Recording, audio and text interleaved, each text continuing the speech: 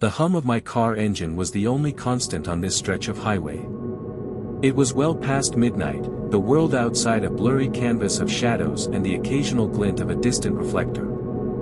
I'd been driving for hours, heading east, chasing the faint promise of a new dawn and a much-needed break from the city. The road was deserted, just as I liked it, a ribbon of asphalt stretching into the vast, silent unknown. That's when I saw her. Standing on the shoulder, bathed in the sudden, stark glare of my headlights, was a woman. My first thought was a mirage, a trick of the light in my fatigued state. But she was undeniably real. She was slender, dressed in what looked like a flowing, dark dress, and wore a wide-brimmed hat that gracefully shadowed her face.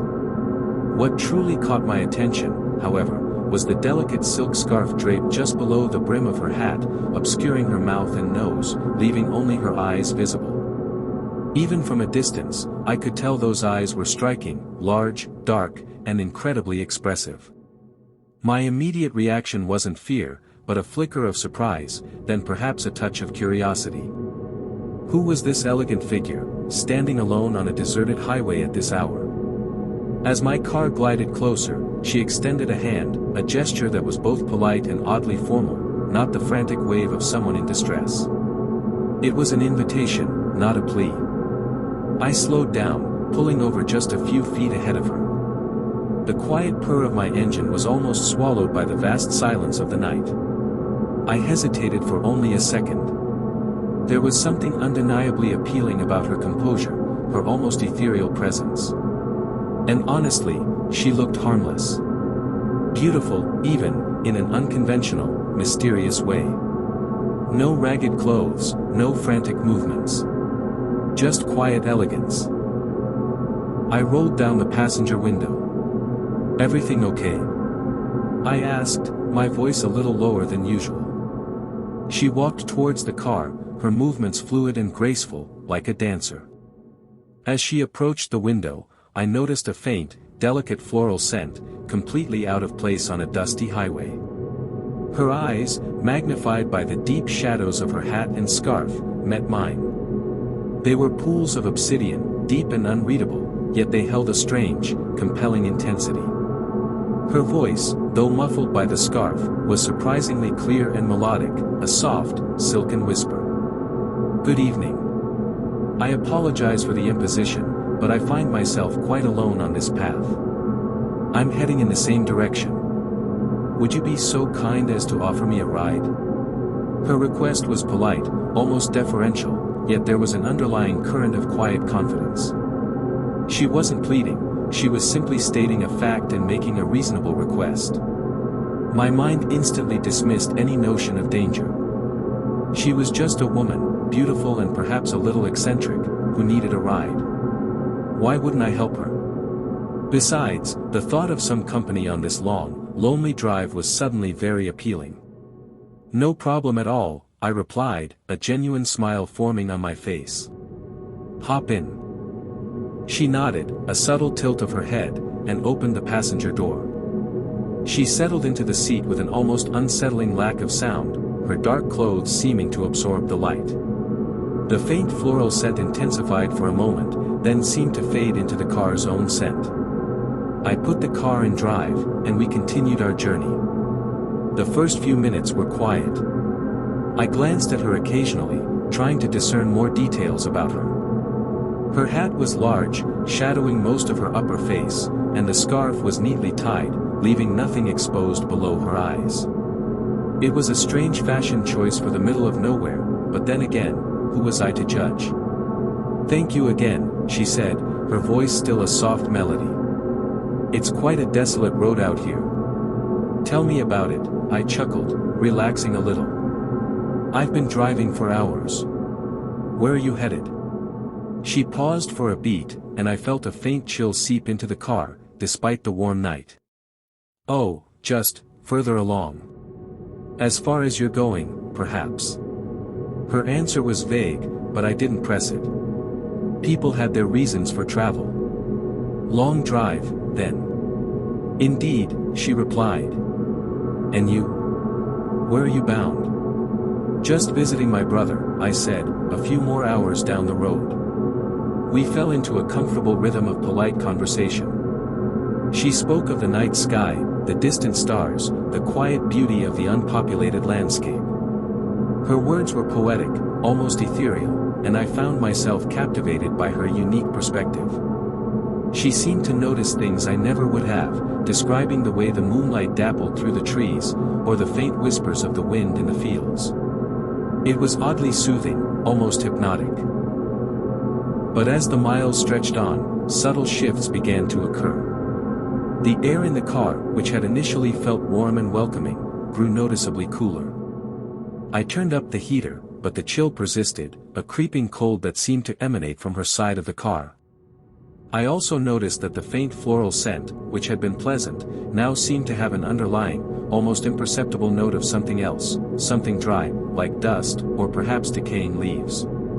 My nose wrinkled instinctively, but I dismissed it as my imagination. Then there were the sounds. At first, I thought it was the wind.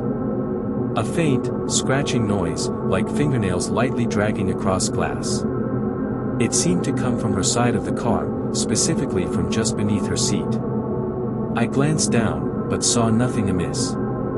Then it would stop, only to resume a few minutes later.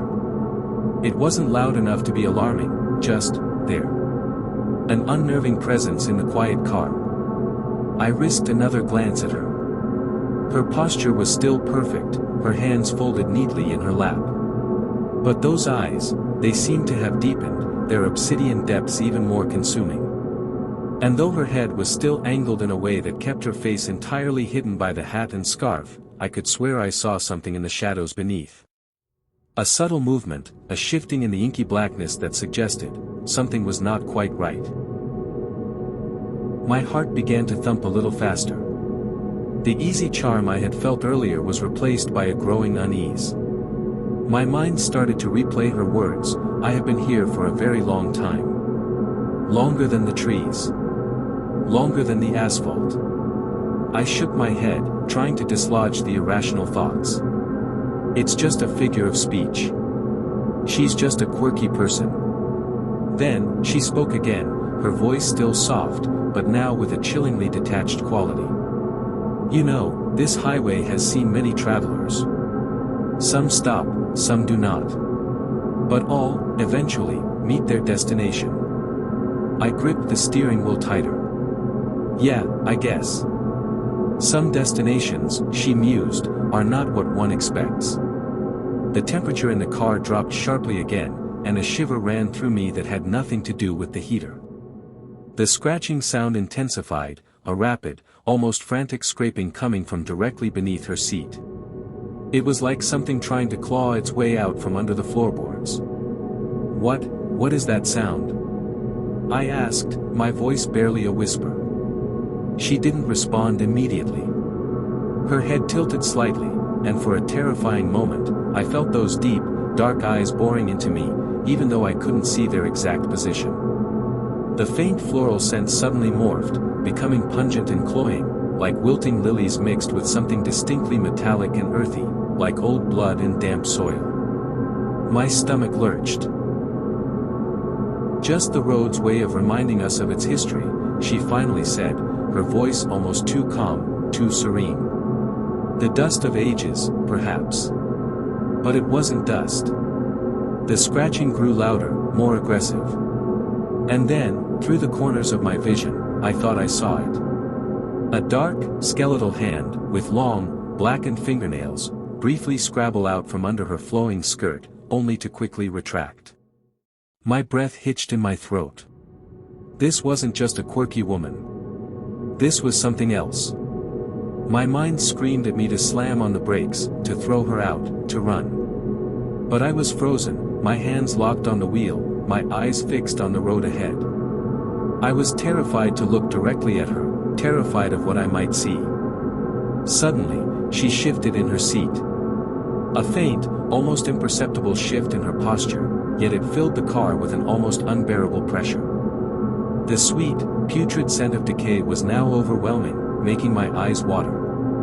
The scratching sound was now a full-blown scrabbling, coming from all around her. "We're almost there," she said, her voice losing its melodic quality, becoming flatter, colder.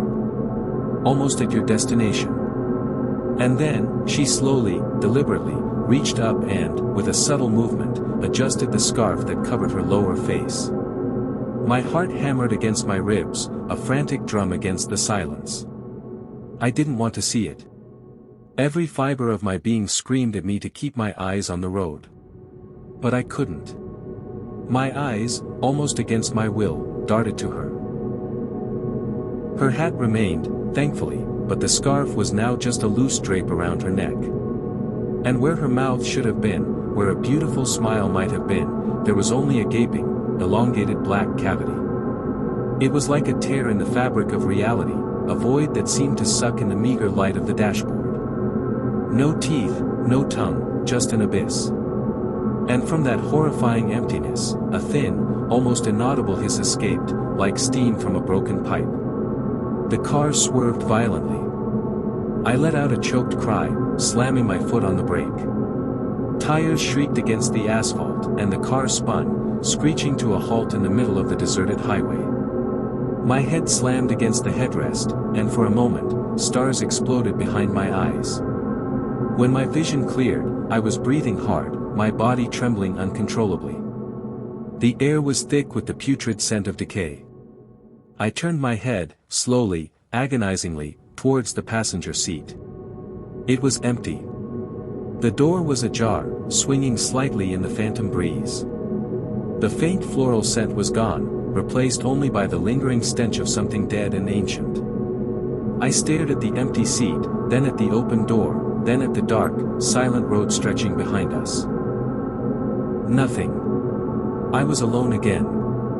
I spent the rest of the night driving with the windows down, the heater blasting, trying to air out the stench that seemed to cling to the upholstery.